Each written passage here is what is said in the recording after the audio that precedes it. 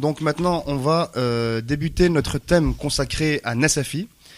Et avant de commencer à parler de ses enseignements, est-ce que vous pouvez nous faire une brève présentation de ce grand savant? Bien sûr, tout d'abord, assalamu alaikum. On souhaite la bienvenue à tous nos auditeurs et toutes nos auditrices.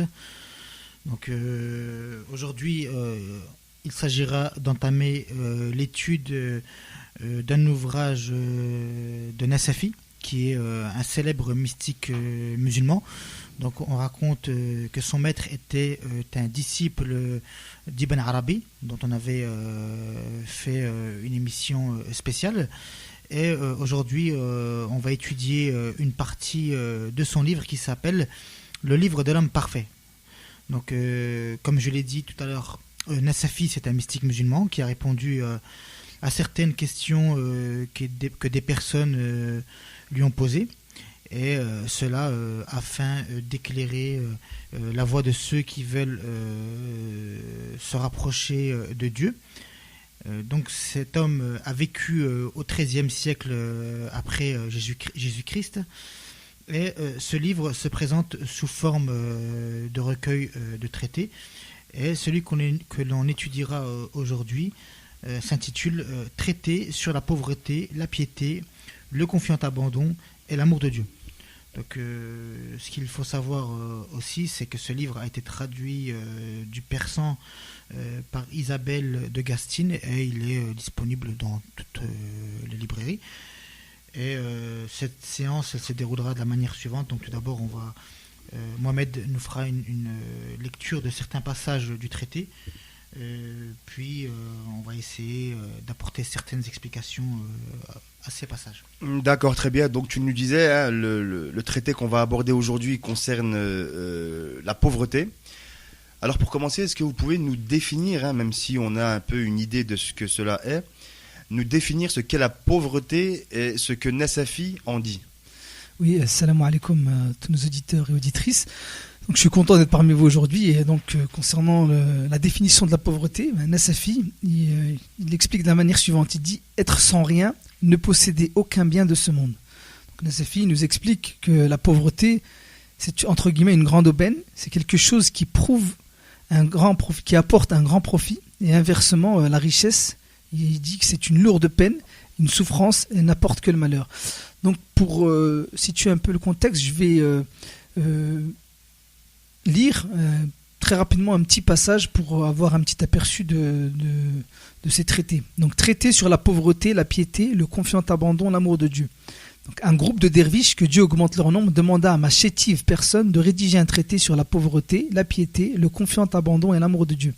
Je répondis à sa requête et priai Dieu très haut de m'accorder aide et assistance afin qu'il me garde de la faute et de l'erreur, car il est puissant et prêt à exaucer. Donc après, il y a un sous-titre qui dit « De la pauvreté, des catégories de pauvres. Sache, béni sois-tu dans les deux mondes, que l'état de pauvreté signifie être sans rien. » C'est ce que j'ai expliqué tout à l'heure. Le pauvre est celui qui ne possède aucun bien de ces mondes. Au derviche, le dénouement est une grande aubaine, la richesse une lourde peine. Mais les hommes ignorent qu'il en est ainsi, ils fuient la pauvreté et s'accrochent à la richesse. Pour cette raison, ils sont précipités en ce monde dans les fléaux et les malheurs, et dans l'autre, dans des tourments multiples. Donc c'était un petit passage, c'était pour montrer un peu comment Nasafi se définit la pauvreté et comment il s'adressait à ce groupe de personnes qui le questionnaient pour savoir pour comment se rapprocher de Dieu. Donc c'est pour ça qu'il les appelle aux derviches. D'accord, alors aujourd'hui on vit dans une époque où l'argent il est un peu roi. Est-ce que c'est pas quelque chose de difficile d'appeler entre guillemets à la pauvreté dans une époque où la richesse, même si on sait qu'on ne l'emporte pas avec nous quand on meurt, est-ce que c'est pas difficile d'encourager à la pauvreté, même s'il y a beaucoup de bienfaits, et on le verra dans cette émission de ce matin? Bien sûr, c'est pas si simple que ça, c'est pas si évident pour la plupart des gens, et surtout à notre époque, bien sûr. Aujourd'hui, on vit dans un monde, dans une époque où l'argent est roi, et si l'on n'a rien, on n'est rien du tout. On est estimé à la valeur de notre compte en banque. On est dans la religion. Or, dans la religion, ce n'est pas comme ça. Les plus proches de Dieu sont ceux qui ont tout délaissé pour lui. Et d'ailleurs, on peut citer les paroles d'un grand homme exhortant son fils. Il lui dit Ô mon fils, sois pauvre et sans ressources, et laisse les hommes se livrer sous tes yeux à la quête de la richesse et de la fortune pour la déloyauté. Vis modestement et sans humeur, et laisse-les parvenir au haut poste par la flagornerie et l'insistance. Alors, qu'est-ce qu'il faut y comprendre par rapport à ce que tu viens de nous expliquer ? Donc Nasafi, à travers cette explication, il dit une vérité qui touche tout le monde, qu'il soit savant ou ignorant, la personne elle éprouvera une peine dans la richesse.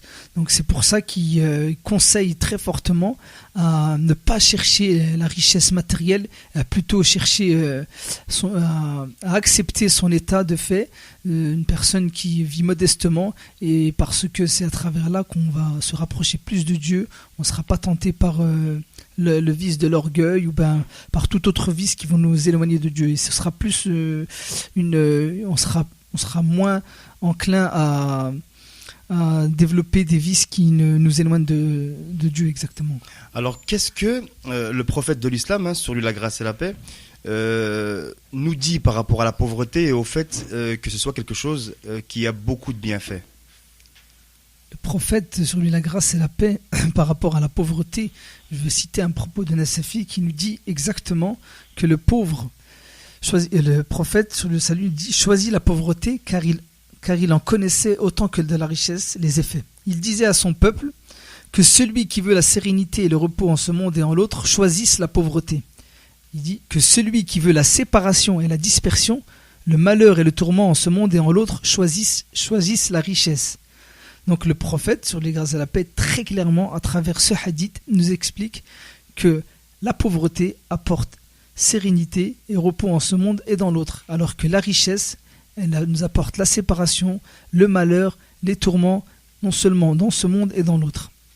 D'accord, donc on rappelle juste que le choix de la pauvreté et de ses bienfaits est quelque chose en islam qui est très bénéfique, et qui ne consiste pas à être quelqu'un qui compte tout le temps sur les autres. Mais justement, si avec tous les bienfaits que vous nous expliquez par rapport à la pauvreté, pourquoi est-ce que l'homme, avec un grand H, va choisir la richesse ? Eh bien, c'est que, comme le dit Nasafi, la pauvreté, elle a un seul défaut, mais celui-ci, il est bien sûr apparent, tandis que la richesse n'a qu'un seul bienfait, et il est également apparent, mais la plupart des gens s'arrêtent aux situations apparentes et ils ne recherchent pas le fond et la réalité des choses. Donc le seul défaut de la pauvreté est bien sûr être dans le besoin matériel, mais la pauvreté, elle possède aussi de nombreuses vertus. Ça cultive la patience devant les épreuves, ça accroît l'humilité et la gratitude envers Dieu. Bref, la pauvreté, elle permet d'être parmi les rapprochés de Dieu.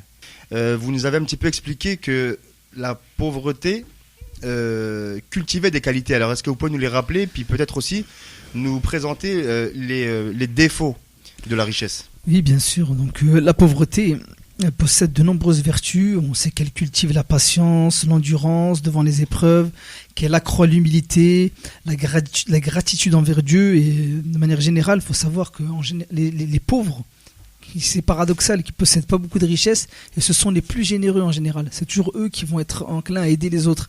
Alors que l'homme riche, plus il est riche, plus il est avare et moins il donne. Donc rien qu'à travers cet exemple-là, on comprend dans quel point on doit se placer, dans quel point de vue on doit se placer. C'est-à-dire que quand on évoque ces discours par rapport à Nasafi, on se place du point de vue d'un homme qui cherche à se rapprocher de Dieu. Donc c'est vraiment la quête de Dieu, c'est-à-dire le bien-être intérieur et le fait de s'élever spirituellement. On n'est pas dans un discours terre à terre, il faut être pauvre pour être pauvre. Non, c'est vraiment pour comprendre les choses, essayer de se rapprocher de Dieu et savoir comment Dieu il considère l'homme avec un grand H. C'est-à-dire que Dieu il aura plus de reconnaissance vis-à-vis d'une personne qui ne possède pas grand-chose et qui fait confiance à lui, alors qu'une autre personne qui va vraiment faire confiance à ses besoins matériels, à ses richesses qu'il voit, qui sont apparentes, et qui va, avec le temps, oublier Dieu. D'accord. Alors, est-ce que vous avez peut-être, pour nous illustrer toute la théorie que vous venez de nous citer, une anecdote qui puisse nous expliquer concrètement comment est-ce que la pauvreté cultive les bienfaits et comment est-ce que la richesse cultive les vices? Oui, bien sûr, il y a énormément d'anecdotes et de récits rapportés par les traditions islamiques qui font état de ce constat par rapport à le fait d'être pauvre et que ça apporte des bienfaits, et le fait d'être riche, que ça cultive en nous de certains vices. Donc pour en citer qu'un seul, il y avait une anecdote au temps du saint prophète, sur lui la paix, où un jour un homme riche, il est venu auprès de lui, et quelques temps après, il y a un pauvre qui est arrivé et qui a pris la place à côté du riche. En voyant le riche, en le voyant arriver, il a tiré vers lui les pans de son vêtement et il s'est écarté du pauvre. Et le prophète, sur la grâce et la paix, qui avait observé cette scène, il lui a dit très clairement au riche: crains-tu que sa pauvreté ne te touche? L'homme riche, il était confus, il a répondu non, hein. Et il a dit: crains-tu que tes vêtements te souillent? Et il a répondu également non. Alors le prophète, il lui a dit: alors pourquoi as-tu tiré les pans de tes vêtements et as-tu changé de position?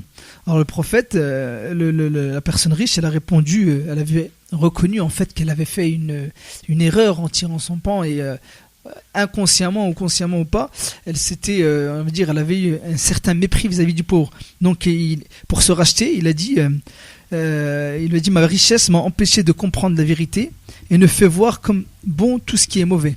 C'est le riche qui témoigne. Il lui dit: ma richesse m'a empêché de comprendre les vérités et me fait voir comme bon tout ce qui est mauvais. Et donc, pour se racheter, en expiation de ce mauvais comportement, il lui a dit au prophète: je donne la moitié de ma fortune à ce pauvre homme. Et le noble prophète, sur la grâce et la paix, il a demandé au pauvre: est-ce que tu acceptes ce don? L'homme pauvre, qu'est-ce qu'il a répondu?